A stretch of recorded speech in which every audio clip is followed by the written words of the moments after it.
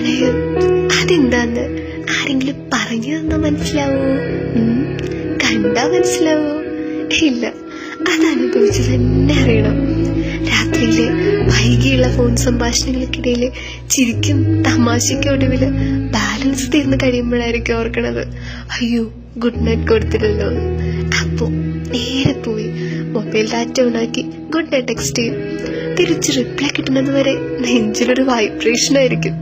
Reply വന്നു കഴിഞ്ഞാൽ പിന്നെ സ്പെഷ്യലായിട്ട് റൊമാൻറ്റിക് ആയിട്ട് ഒരു സ്മൈലിൽ കൂടെ അയക്കാൻ തോന്നും.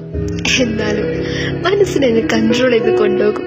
പിന്നെ ഹെഡ്സെറ്റിൽ നമുക്കിഷ്ടപ്പെട്ട് നമ്മുടെ ഫേവറേറ്റ് സോങ് പ്ലേ ചെയ്ത് കട്ടിലിന് തൊട്ടരിയുള്ള ജനാലയിലേക്ക് തിരിഞ്ഞൊരു കിടപ്പാണ്.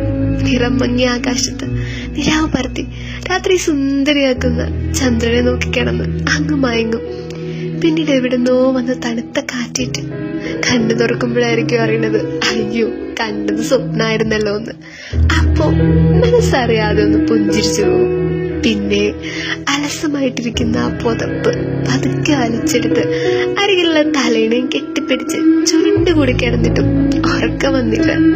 അപ്പോ ഫോണിന്റെ ഗാലറിയില് ഫ്രണ്ട്സിന്റെ ഫോട്ടോസിന്റെ ഇടയില് പകല് മുഴുവൻ ശ്രദ്ധിക്കാണ്ട് പോയ ആ ഫോട്ടോ ഒന്നെടുത്തു നോക്കാൻ ഒരു മോഹം.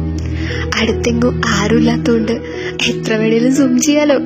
ആ കണ്ണുകളിൽ ഒളിഞ്ഞിരിക്കുന്ന കള്ളത്തരം ഞാനല്ലേ എന്ന് ഒരു 100 തവണ ആ ഫോട്ടോയോട് ചോദിക്കും. ആ ഫോട്ടോയിൽ നോക്കി അങ്ങനെ കിടക്കുമ്പോ ഞാൻ എന്നോട് തന്നെ ചോദിക്കും, അവനല്ലേ എന്റെ സ്വപ്നങ്ങൾക്ക് കാവലുന്നത്? അവന് വേണ്ടിയാണോ ഞാൻ മഴയെ അറിഞ്ഞത്, നിറങ്ങളെ ഇഷ്ടപ്പെട്ടത്, പൂക്കളെയും പുലരിയെയും ശ്രദ്ധിച്ചത്, ചുവന്ന സന്ധികളെ ആരാധിച്ചത്? ഇതാണോ പ്രണയം?